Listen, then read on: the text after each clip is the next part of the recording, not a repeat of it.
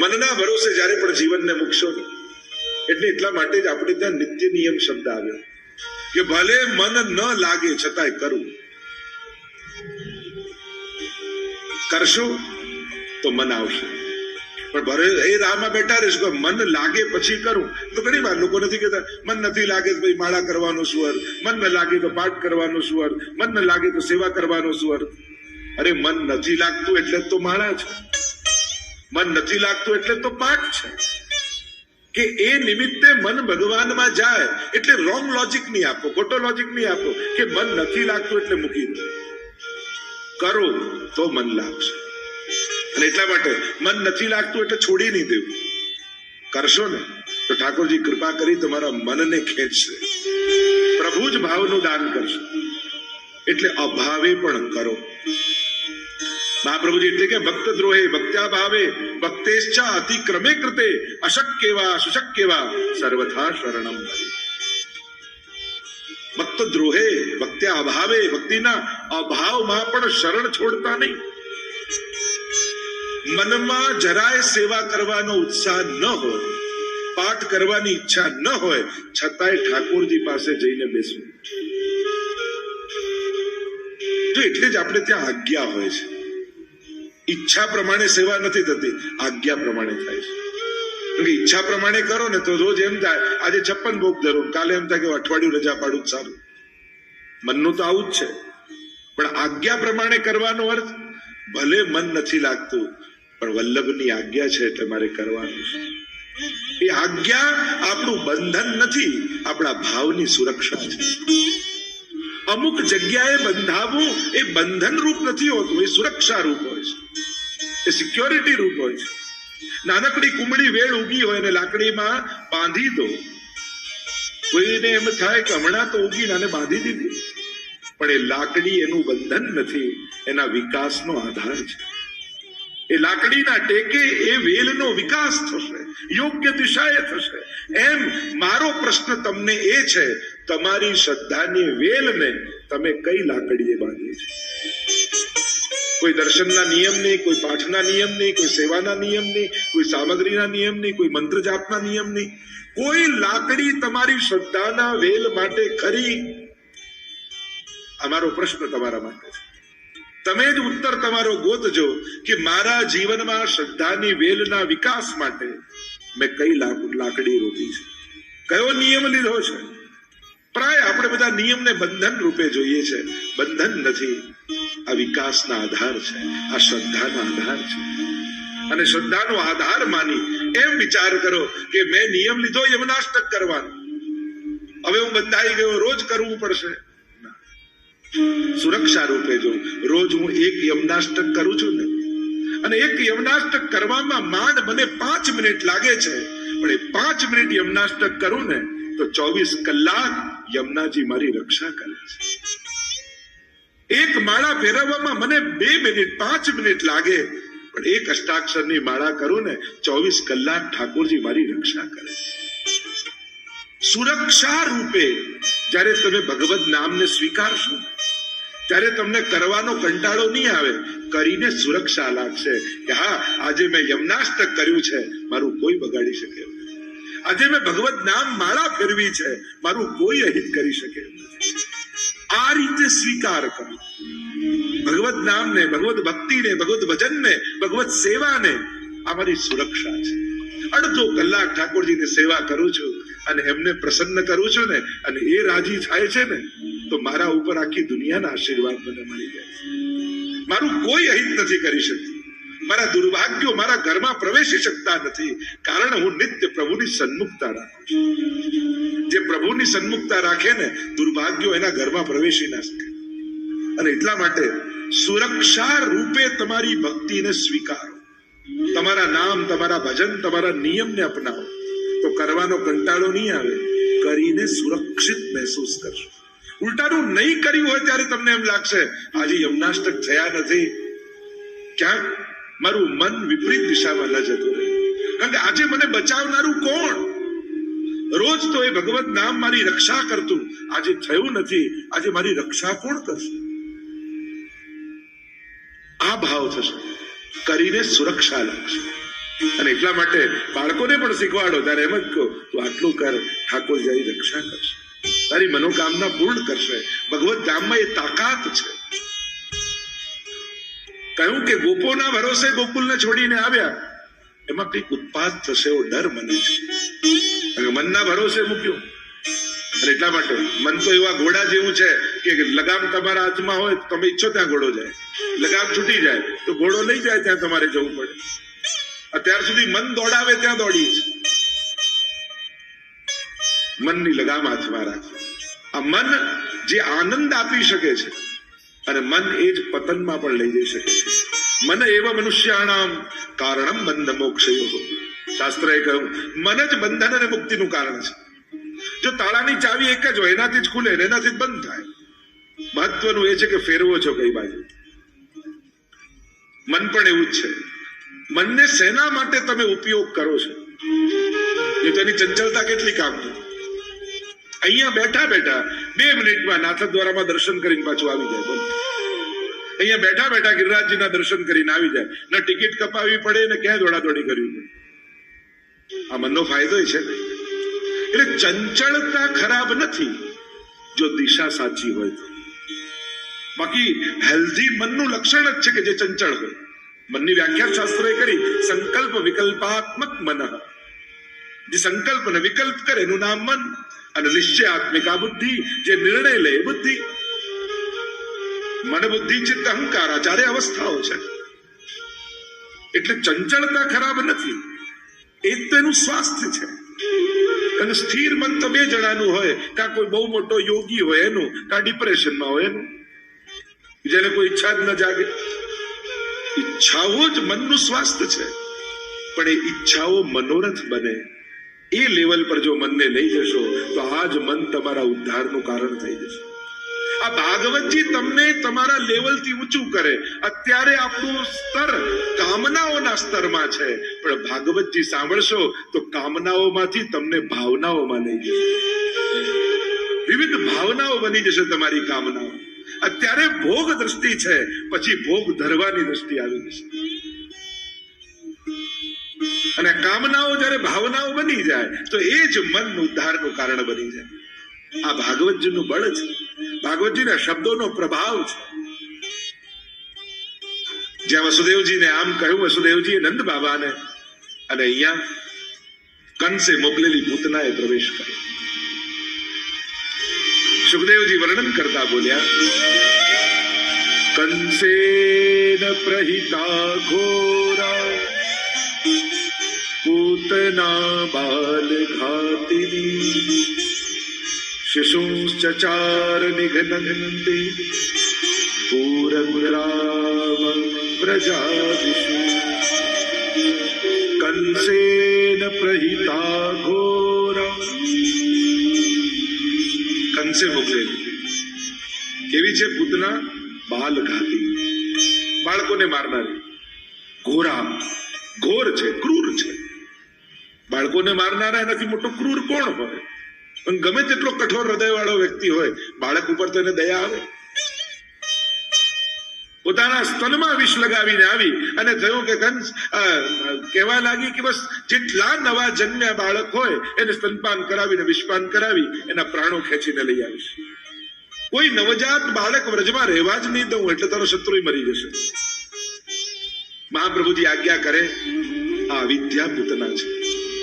પૂતના એ અવિદ્યાનું પ્રતીક છે. અહીંયા જેટલા જેટલા વ્યક્તિઓ આવશે, એ પૂતના હોય, અગાસુર હોય, બકાસુર આદિ આદિ હોય, એ વ્યક્તિઓ નથી, એ માણસના મનમાં રહેલી વૃત્તિઓ છે. અને આ વૃત્તિઓને ભાગવત રૂપી ભગવાન મારશે. અને એટલા માટે જયારે જયારે કથા સાંભળો ને, અને એવી કથા હોય કે પૂતનાને મારી, એટલે આપણે એવો ભાવ કરવાનો કે આ કથા રૂપી ભગવાને મારી અંદર રહેલી અવિદ્યાને મારી દીધી. ભગવાને ધેનુકાસુરને માર્યો તો આપણે એવો ભાવ કરવાનો, મારો દેહાધ્યાસ ભગવાને મારી નાખ્યો. અવિદ્યા રૂપ, અવિદ્યા એટલે મારું અને તારું. મહાપ્રભુજી કે પંચ પર્વ અવિદ્યા છે. 5 પર્વ વાળી છે. દેહાધ્યાસ, પ્રાણાધ્યાસ, ઇન્દ્રિયાધ્યાસ, અંતઃકરણાધ્યાસ અને સ્વરૂપ વિસ્મૃતિ. આ 5 અધ્યાસ વાળી પૂતના છે, અવિદ્યા છે. અવિદ્યાના 5 પર્વ કયા? એક દેહાધ્યાસ, દેહને જ સર્વોપરી જાણીને જીવવું. આ દેહ છે તો જ બધું છે, દેહ ગયું પછી કાંઈ નથી, જે છે મોજ મજા કરી લો, પછી તો મરી જ જવાનું છે. કેવલ દેહને કેન્દ્રમાં રાખીને જીવવું એ દેહાધ્યાસ. પ્રાણાધ્યાસ, યોગીઓને પ્રાણાધ્યાસ થાય. એમને એમ થાય કે પ્રાણાયામથી દુનિયા ચાલે છે, પણ ભૂલી જાય કે બાળક જન્મે ત્યારે એને શ્વાસ લેતા કોણ શીખવાડે? કોઈ એવું પ્રેક્ટિસ કરાવે છે બાળકને કે પહેલા એકવાર કુંભક કર, પછી રેચક કર, ને શ્વાસ અંદર લે, પછી છોડ, ને આવું પ્રેક્ટિસ આવે કે હવે લીધા કર. આ રીતે કોઈ શ્વાસ લેતા સહજ લે છે. એને કોણ શીખવાડે છે? એ શ્વાસ લે છે કે લેવાય છે? અમુક વસ્તુ આપણે કરતા નથી, એ થતી હોય છે. નહીં તો 10 પ્રાણાયામ કરવાનું કહીએ તો થાકી જાય. પણ જન્મે ત્યારથી શ્વાસ લે છે માણસ, ક્યારે થાક લાગે છે? કારણ કે લેતો નથી, આ તો લેવાઈ રહ્યું છે, જીવન ચાલી રહ્યું છે. પ્રાણાધ્યાસ, ઇન્દ્રિયાધ્યાસ, ઇન્દ્રિયોનો અધ્યાસ, એની લાલસામાં જીવો. અંતઃકરણાધ્યાસ. અને 5મું કયું? સ્વરૂપ વિસ્મૃતિ. પોતાના સ્વરૂપનું અજ્ઞાન. હું કોણ છું એ ભૂલી જશો તો મારે શું કરવું જોઈએ એનું પણ જ્ઞાન નહીં. તમે પોતાની જાતને શું માનીને જીવો છો?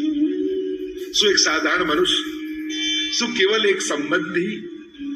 શું કેવલ એક વ્યાપારી? કે તમે તમારી જાતને મહાપ્રભુજી શીખવાડે છે કે તું હરિનો દાસ છે. આપણું જીવન કઈ વિચારધારાથી જીવવું જોઈએ? એક વૈષ્ણવ સેવકાનામ યથા લોકે વ્યવહાર. હું ઠાકોરજીનો દાસ છું. એટલે વ્યક્તિ બનીને, સંબંધી બનીને ન જીવો, હરિના દાસ બનીને જીવો. જીવનમાં શાંતિ આવે. જીવનમાં જાગતા પ્રશ્નો બધાને જાગે. અનેક પ્રકારના પ્રશ્નો જીવનમાં આવે, સારા, ખોટા, નબળા, પ્રબળ, અનેક પ્રકારના મૂંઝવણો ને પ્રશ્નો સામે આવે. વ્યક્તિ બનીને સમાધાન કાઢવા જશો ને તો અશાંતિ આવશે, પણ વૈષ્ણવ બનીને સમાધાન કાઢશો ને તો જીવનમાં શાંતિ આવશે. ગમે તેવી મૂંઝવણ જીવનની સામે આવી હોય ત્યારે વ્યક્તિ બનીને ન વિચાર, હું મહાપ્રભુજીનો સેવક છું, ઠાકોરજીનો દાસ છું. અને આવા સંજોગમાં એક વૈષ્ણવે શું કરવું જોઈએ?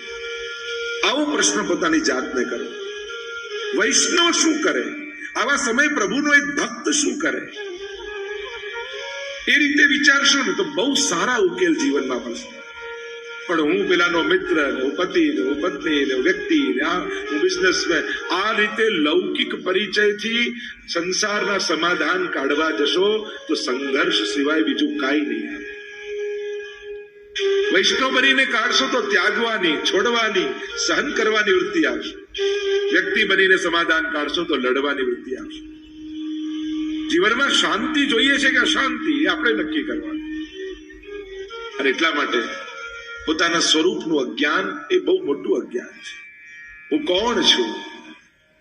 જયારે રામાયણમાં પણ, વાલ્મીકી રામાયણમાં પણ જયારે હનુમાનજી રામચંદ્રજીને મળ્યા અને રામચંદ્રજી આ પ્રશ્ન કર્યો, કોણ છે?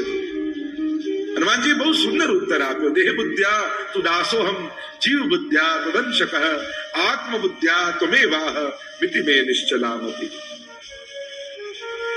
દેહ બુદ્ધિથી હું આપનો દાસ છું, જીવ બુદ્ધિથી આપનો અંશ છું, પણ આત્મ બુદ્ધિથી હું આપનો જ સ્વરૂપ છું.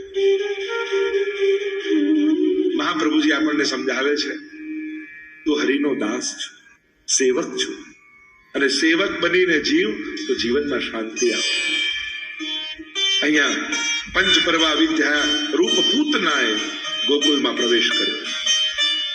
સુંદરીનું રૂપ લઈને આવી છે.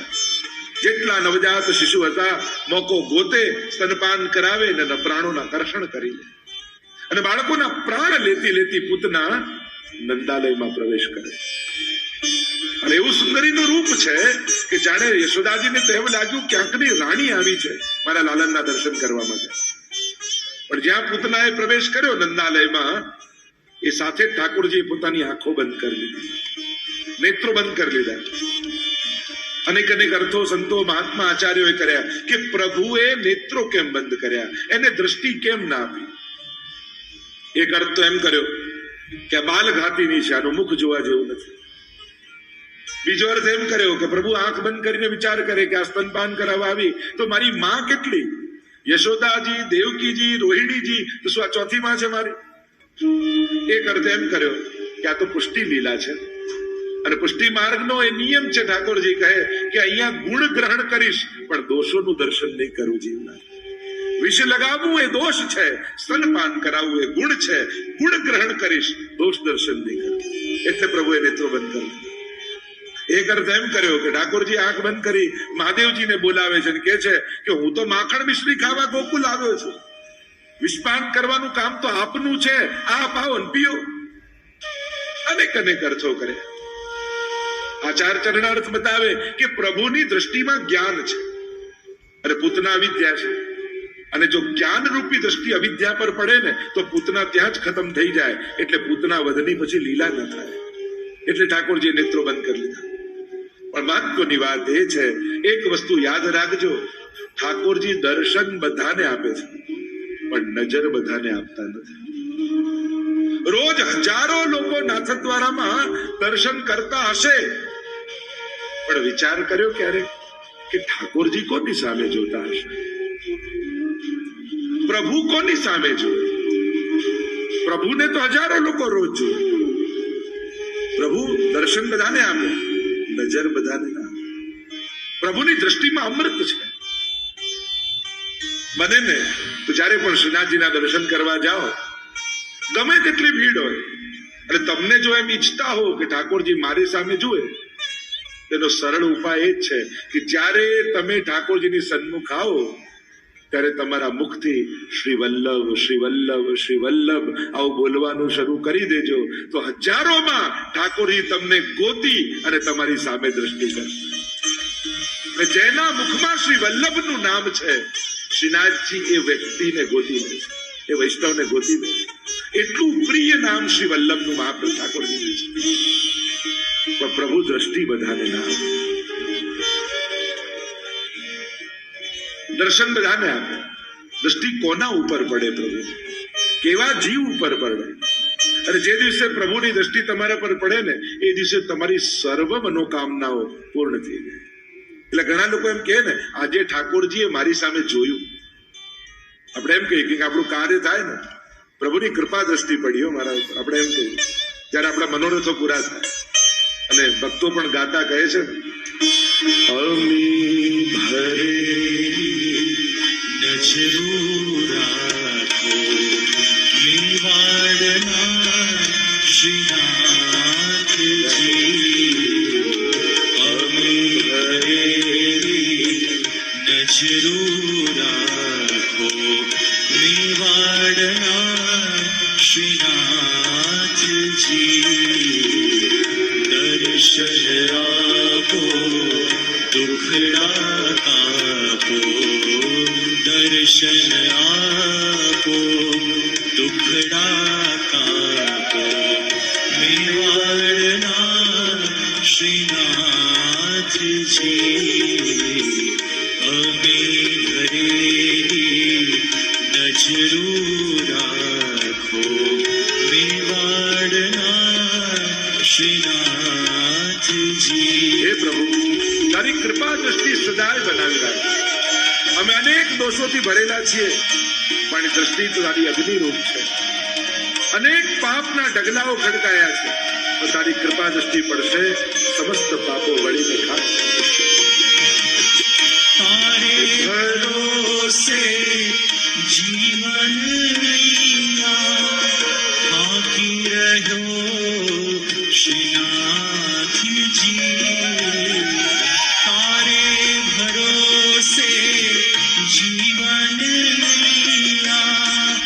હાકી રહ્યો શ્રીનાથજી, બની સુકાની પાર ઉતારો, બની સુકાની પાર ઉતારો, મેવાડના શ્રીનાથજી, અમી ભરેલી નજરૂ રાખો મેવાડના શ્રીનાથજી. પૂતનાએ સુંદરીનું રૂપ લઈને પ્રવેશ કર્યો નંદાલયમાં. યશોદાજી જોઈને પ્રભાવિત થઈ ગયા. અરે ક્યાંકની રાણી લાગે છે. આવો આવો આવો, સ્વાગત કરવા લાગ્યા. ગોદમાં લાલન છે. બાજુમાં આવીને બેસી ગઈ પૂતના. અલગ મલકની વાતો કરવા લાગી. અરે તારા લાલનના તો ખૂબ મેં વખાણ સાંભળ્યા છે. ત્રિલોકમાં સુંદર એવું તારું બાળક છે. એના દર્શન કરવા હું આવી છું. યશોદાજી તો એટલા રાજી થઈ ગયા. હા હા, જરૂર અહીંયા બેસો. અને વાતે એવા વળગ્યા. અને વાત કરતા કરતા યશોદાજીને કઈ ગૃહ કાર્ય યાદ આવ્યું અને ઘરનું કામ યાદ આવ્યું. એટલે લાલનને લીધા અને પૂતનાની ગોદમાં આપી દીધા અને કહ્યું, થોડી વાર સાચવજો ને, હમણાં મારું ગૃહ કાર્ય કરીને આવું છું. પૂતનાને તો જે મોકો જોઈતો હતો મળી ગયો. લાલન ગોદમાં છે, ચારે બાજુ નજર કરી, ક્યાંય કોઈ જોતું નથી અને પોતાના સ્તનપાન કરાવેલા. ભાગવતજીમાં કહ્યું, દાત્રોચિતામ તતોન્યમ કંબા દયાલુ શરણમ વ્રજે. પ્રભુ તો કેવા કૃપાળુ છે. વિષપાન કરાવનારી પૂતનાને પણ ભગવાને માની ગતિ આપી. તો વિચાર કરો, જે વિષવાળા પાન કરાવે એને જો માની ગતિ આપતા હોય તો અમારા વૈષ્ણવો રોજ દૂધ ગરમ કરી કેસર ને બદામ પિસ્તા ભેળવી અને પ્રેમથી દૂધ ભોગ ધરે તો ઠાકોરજી તમને કઈ ગતિ નહીં આપે. એવા અમારા પ્રભુ છે. સ્તનપાન કરાવવા લાગી અને પ્રભુએ તો પ્રાણોના કર્ષણ કરવાના શરૂ કર્યા. સામુંચ મુંચ મિતિ પ્રભાષિણી, છોડ છોડ કરીને જોર જોરથી અવાજ કરવા લાગી. પૂતના મૂળ રૂપમાં આવી 6 કોસ લાંબી થઈ ગઈ અને ભગવાને પ્રાણોના કર્ષણ કરી દીધા. જોરથી અવાજ થયો, વૃક્ષો તૂટીને પૂતના ઉપર પડ્યા અને બધા જ દોડતા દોડતા આવ્યા. જુએ તો વિકરાળ પૂતના ઉપર નાનકડા બાલકૃષ્ણ રમી રહ્યા છે. દોડતા દોડતા યશોદાજીએ જઈને છાતીએ ચાપી લીધા ઠાકોરજી.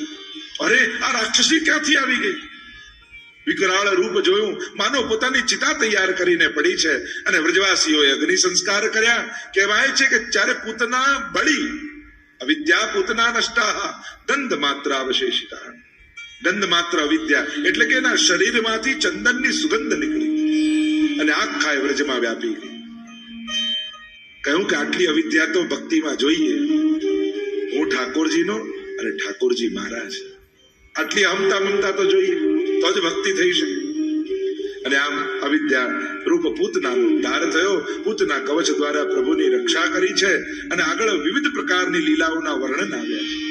સુખદેવજી ની આગળ પરીક્ષિત મહારાજ કહે છે, પ્રભુની લીલા શ્રવણ કરવામાં મને અતિ આનંદ આવી રહ્યો છે. આવા ત્રિલોકના નાથ પરમાત્મા બાળક બનીને બ્રજમાં કેવી કેવી લીલાઓ કરે છે. મને હજી પણ પ્રભુની લીલાઓ સંભળાવો. સુખદેવજી કહેવા લાગ્યા, એક વાર યશોદાજી દોડતા દોડતા આવ્યા. બાબા બાબા બાબા, બધાઈ હૈ બધાઈ હૈ. बाबा ने कहा, क्या हुआ क्या हुआ? अरे बहुत आनंद के समाचार है, आप सुनोगे तो नाचने लगोगे, आप सुनकर बहुत प्रसन्न हो जाओगे. और हुआ क्या? શું થયું છે? યશોદાજીએ કહ્યું, આપણા લાલાને પડખું ફેરવ્યું. જો વૈષ્ણવને તો ઉત્સવ કરવાના બહાનાઓ જોઈએ. આજે આનો જન્મદિવસ છે તો મંડળ બોલાવો, કીર્તન કરાવો, પ્રસાદ લેવડાવો. જેનું મન મનોરથોને ગોતતું હોય ને એ જ વૈષ્ણવનું મન છે. વૈષ્ણવે મન મનોરથ વગરનું નહીં રહેવા દે. કારણ કે જેના મનમાં મનોરથો નથી રહેતા એ મન શુષ્ક થઈ જાય છે, એ ભોગોનો વિચાર કરે છે. અને એટલા માટે મન મનોરથોથી સમૃદ્ધ રહેવું જોઈએ. અહીંયા બધાને આમંત્રિત કર્યા છે, સુંદર સુંદર સામગ્રીઓ બનાવી છે અને બધા કામમાં વ્યસ્ત હતા. એટલે શકટ હતું, ગાડું હતું, એની નીચે પારણું બનાવીને લાલનને પધરાવી દીધા અને બધા પોતપોતાના કાર્યમાં વ્યસ્ત થઈ ગયા. ઘણી વાર એવું થાય ને, પ્રસંગ ઠાકોરજી નો હોય ને ઠાકોરજીને જ ભૂલી જઈએ આપણે લોકોને સાચવવામાં. રખાવ્યો સત્સંગ હોય પણ જેને રખાવ્યો એ તો એક એક પાઠ બેસીને ન કરી શકે. એ તો આવો ભાઈ ને આવો બહેન ને સાચવવામાં જ વ્યસ્ત થઈ જાય. અને આપણે પણ લોકોએ પણ ધ્યાન રાખવું, જ્યારે પણ કોઈના ઘરે પણ અલૌકિક પ્રસંગે ગયા હોઈએ ત્યારે લૌકિક વ્યવહારની અપેક્ષા ક્યારે નહીં રાખવી. કારણ કે તમે જો લૌકિક વ્યવહારની અપેક્ષા રાખવા જશો ને તો જેને અલૌકિક કરવું છે એ લૌકિકમાં ફસાઈ જશે. બને તો જેને ત્યાં કોઈને ત્યાં પણ ઠાકોરજીના મનોરથ માટે, કથા માટે, સત્સંગ માટે, પાઠ માટે, કીર્તન માટે, અલૌકિક કાર્ય માટે જ્યારે કોઈને ત્યાં જાઓ ત્યારે લૌકિક વ્યવહારની આશા ન રાખે. પછી ત્યાં જે રીતે ભગવદ નામ લઈ શકાય એનું ચિંતન કરે. લૌકિક વ્યવહારની અપેક્ષા રાખવાથી આખું વાતાવરણ લૌકિક બની જાય છે. પછી એ લૌકિક સાચવવામાં જ લાગી જાય છે. અને આપણે કારણે કોઈનું ભગવદ નામ છૂટે તો એ દોષ આપણને લાગે. બને તો એ રીતે રહેવું કે આપણે કારણે કોઈના ભક્તિમાં વિક્ષેપ ના આવે. અમુક ભંગને દોષ કયા છે. આપણે નિંદ્રા ભંગ, ભોજન ભંગ, એકાંત ભંગ, એમ ભજન ભંગ પણ દોષ છે.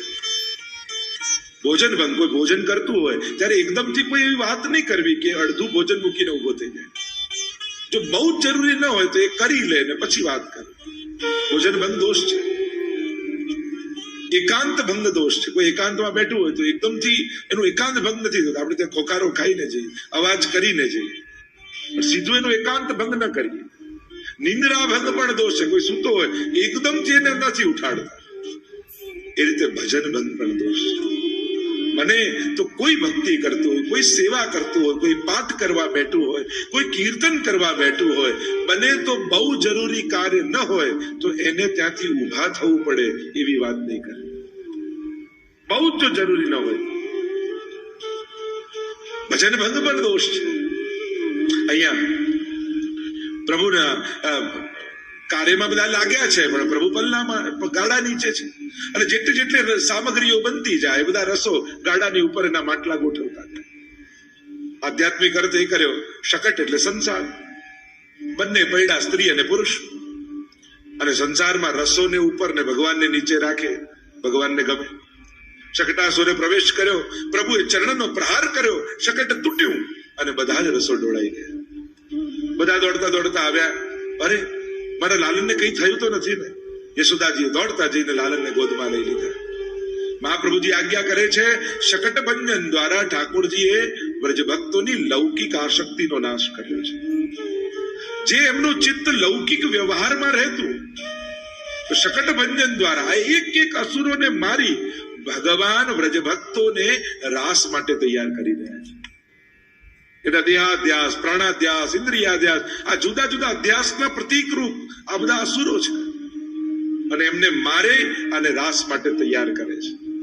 શકટભંજન દ્વારા લૌકિક આસક્તિનો નાશ કર્યો.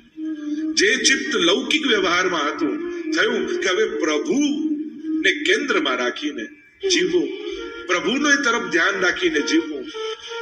લૌકિક વ્યવહારમાં બહુ ચિત્ત નહીં રાખ. વ્યાવૃત્તોપી હરવ ચિત્તમ. ભલે સંસારમાં રહીએ, સંસારિક કાર્યો કરીએ, ચિત્ત હરી. નટ જેમ દોરી ઉપર ચાલતો હોય, બધે જ જોતો હોય, પણ એનું ચિત્ત દોરી પર હોય જેના ઉપર ચાલતો. વૈષ્ણવ એ રીતે આપણે નારાયણદાસ ની વાર્તા આવે છે. પેલો માણસ રાખ્યો અને 2 ઘડી થાય ને યાદ અપાવે, ભૈયાજી ગોકુલ કબ ચલોગે? અને એમનું ચિત્ત ગોકુલમાં પહોંચી જતું. સંસારમાં રહેતા રહેતા પણ ભગવદ આસક્તિ રાખે. આગળ તૃણાવર્ત ઉદ્ધારની કથા આવી. વંટોળિયાના રૂપમાં અસુર આવ્યો. તૃણાવર્ત યશોદાજીની ગોદમાં લાલન છે અને જ્યાં આંધીના રૂપમાં, વંટોળિયાના રૂપમાં અસુર આવ્યો. ઠાકોરજીએ પોતાનું વજન વધાર્યું અને એટલું વજન વધાર્યું કે યશોદાજી ઉચકી ન શક્યા. એટલે લાલનને લઈને નીચે પધરાવી દીધા. એટલા ભારે ઠાકોરજી થઈ ગયા. અર્થ એ કર્યો કે જ્યારે આપણા આનંદ રૂપ પ્રભુ આપણા માટે ભાર બની જાય ને, તો માનજો આપણા જીવનમાં તૃણાવર્ત આવ્યો છે. હવે જગાવવા પડશે, ઓડાડવા પડશે, સામગ્રી ધરવી પડશે. માથે બિરાજતા પ્રભુ એ આપણો આનંદ છે.